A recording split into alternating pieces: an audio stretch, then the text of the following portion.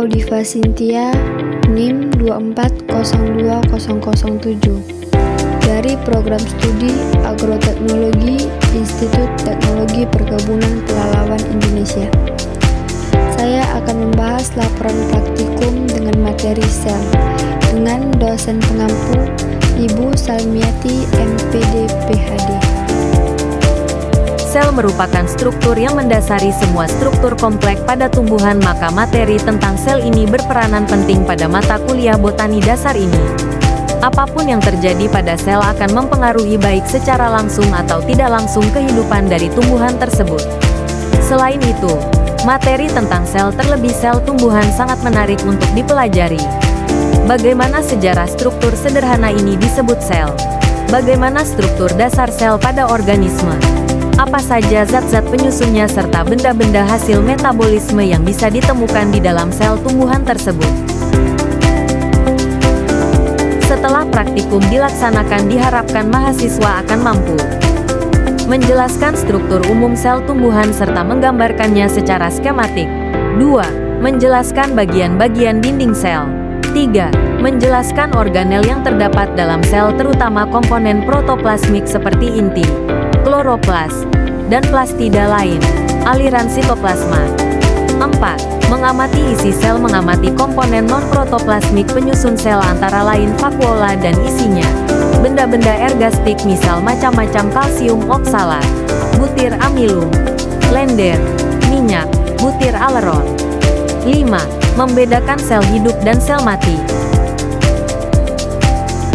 Alat: mikroskop, gelas benda, gelas penutup, jarum preparat, silet, kobokan, pipet tetes, lampu spiritus dan tisu.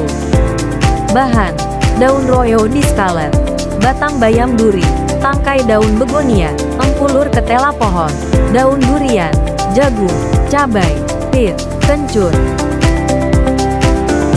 Cara kerja: irisan melintang semua bahan yang telah disiapkan. Letakkanlah hasil irisan pada kaca benda A. Teteskan air dan tutuplah dengan kaca penutup. Amati bentuk sel dengan mikroskop.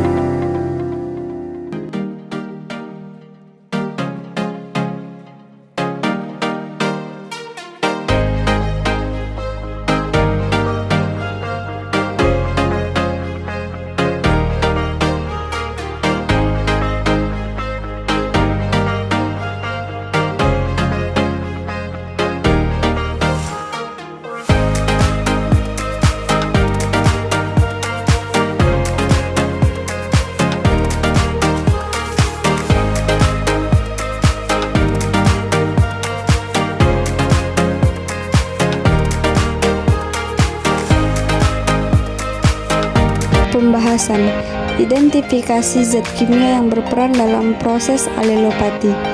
Dampak senyawa alelopati terhadap metabolisme kecambah kacang hijau seperti pengaruhnya terhadap hormon pertumbuhan atau penyerapan nutrisi.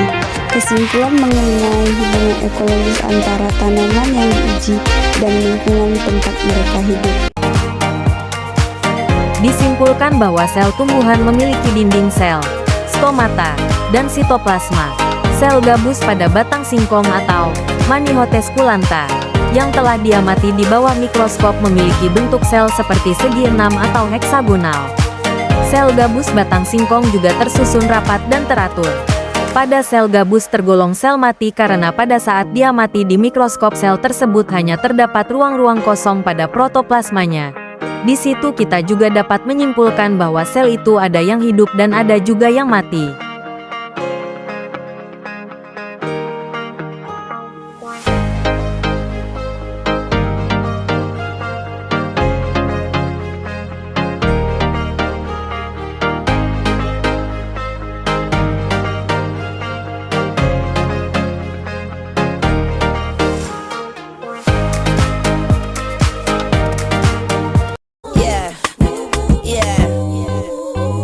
Valentino.